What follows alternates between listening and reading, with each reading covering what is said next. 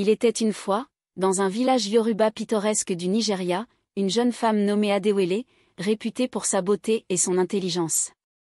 Adewele, la fille unique du chef du village, était l'objet de toutes les convoitises. Ses yeux brillaient comme les étoiles, et son sourire pouvait illuminer les jours les plus sombres. Un jour, 3 prétendants se présentèrent pour demander sa main en mariage. Le premier, Alapa, était un riche marchand de tissus, connu pour sa générosité et son sens des affaires. Le deuxième, Taiwo, un courageux chasseur, avait la réputation d'être le protecteur du village contre les bêtes sauvages.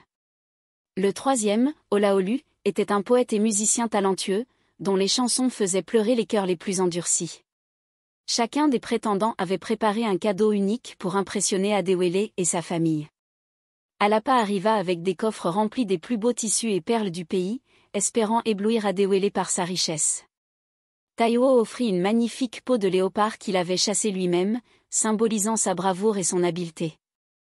Olaolu, quant à lui, composa une chanson en l'honneur d'Adewele, qu'il chanta avec une telle passion que les oiseaux se turent pour écouter.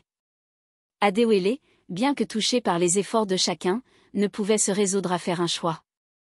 Elle demanda alors à chacun d'entre eux de prouver leur amour et leur dévouement de manière encore plus significative. Le chef du village, son père, suggéra une série d'épreuves pour départager les prétendants. La première épreuve consistait à récolter l'eau sacrée d'une source cachée au fond de la forêt dense, une tâche périlleuse car la forêt était habitée par des esprits mystérieux.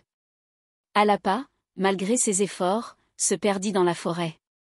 Taiwo, fort de son expérience de chasseur, trouva la source mais fut confronté à un esprit gardien qu'il ne parvint pas à apaiser. Olaolu, avec sa douceur et ses talents de conteur, raconta une histoire à l'esprit qui, charmé, lui permit de prendre l'eau sacrée. La deuxième épreuve demandait aux prétendants de préparer un festin avec des ingrédients rares, symbolisant leur capacité à prendre soin de la famille.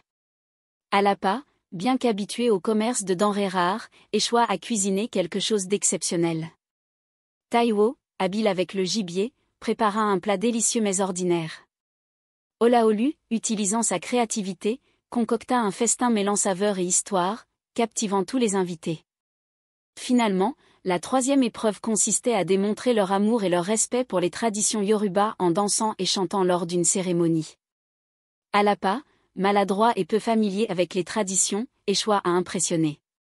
Taiwo, bien qu'un excellent danseur, manquait de la grâce nécessaire pour émouvoir le public. Olaolu, en revanche, avec son talent musical, envoûta l'assemblée avec une danse et une chanson dédiée à Adewele.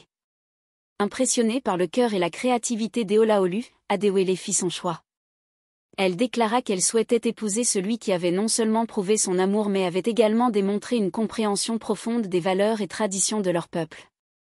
Le mariage fut célébré avec une grande fête, où Olaolu chanta et dansa avec Adewele sous les acclamations du village.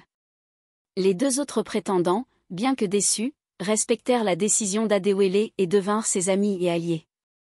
Ainsi, la sagesse et le cœur d'Adewele apportèrent l'harmonie et l'unité à son village, et son histoire fut chantée pendant des générations comme celle de l'amour, de la tradition et du respect mutuel.